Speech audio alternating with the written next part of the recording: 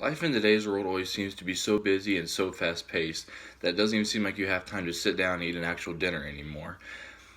Most families today, especially in America, those go to their local fast food chain.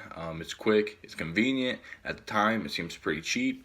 In fact, did you know that almost 35% of America's population eats fast food on a daily basis? Um, like I said, it's fast, it's easy.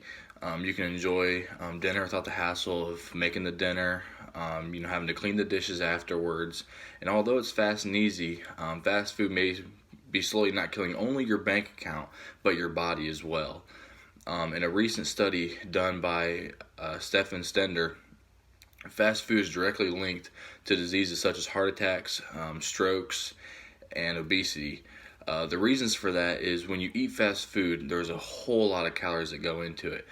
Even if you'd go to Subway and you think, I'm going to eat a healthy meal at Subway, if you get a sub with the bread and everything else, you still get almost 1,000 calories. You can get a salad and it does have a lot less calories. Most people go and get a sub, think they're eating healthy, and they're still getting way too much calories. And on top of that, you're getting a lot of sodium. And almost every fast food restaurant, even Subway, you're filled with so much sodium. And at the time, a lot of people are like, well, sodium really doesn't do anything. It might make you dehydrated. Just drink extra water, whatever.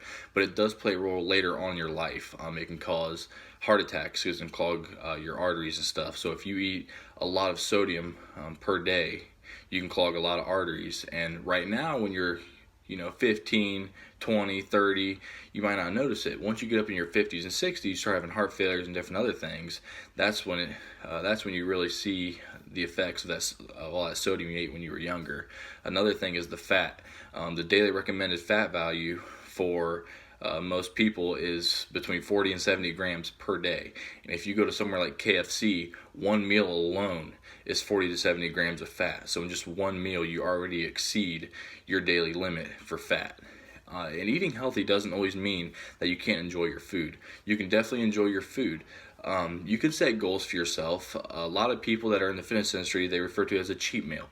You can go 3, 4, 5, maybe 6 days and eat healthy, and then reward yourself on that 7th day.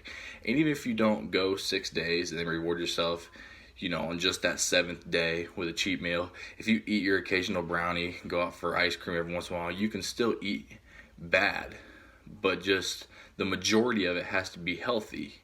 And then you can use your treats as little goals and little rewards for eating healthy.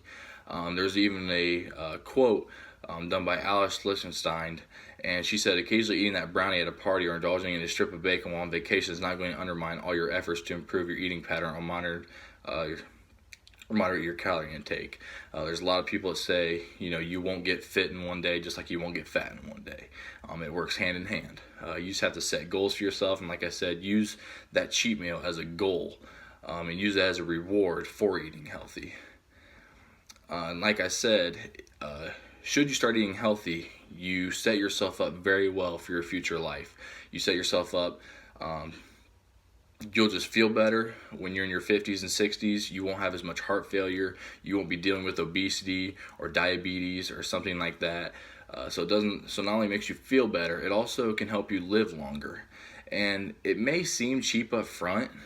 You can go to your, McDonald's, or even, Wendy's got their 4 for $4 meal. You can go there and you think, oh, $4 is cheap. Well, if you eat that $4 every day, just yourself, that's going to be $30 plus in just one meal a day. And for $30, you can buy yourself, you can go out and buy yourself some chicken breasts, some vegetables, and you can make multiple meals that whole week for yourself. So up front, it seems fast, it seems convenient, and it seems cheap. But if you actually do your math behind it and you actually keep a budget, you'll realize that you're losing a lot of money with fast food, because it also doesn't have all your nutritional value. So it's not full of proteins, good proteins, and other real ingredients. So you eat it and you feel full, but then shortly after that you're hungry again, and then you're left going back, or go and getting a snack or whatever, and then you just keep accumulating those calories.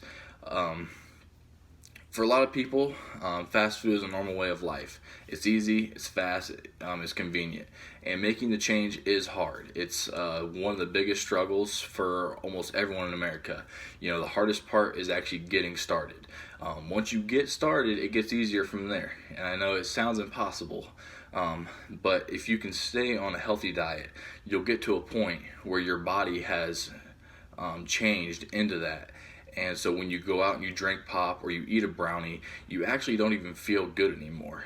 You'll start to feel sick. All that sugar and stuff, your body's not used to it, and you'll start feeling sick. And like I said, it can save you a lot of money because you can go to your grocery store and you can spend the same amount that you would a week on just one meal a day at fast food, and you could actually make yourself multiple meals for that whole week. And in the long run, like I said, you'll feel better, you'll live longer, your body will be happy and thankful for it, and so will your bank account.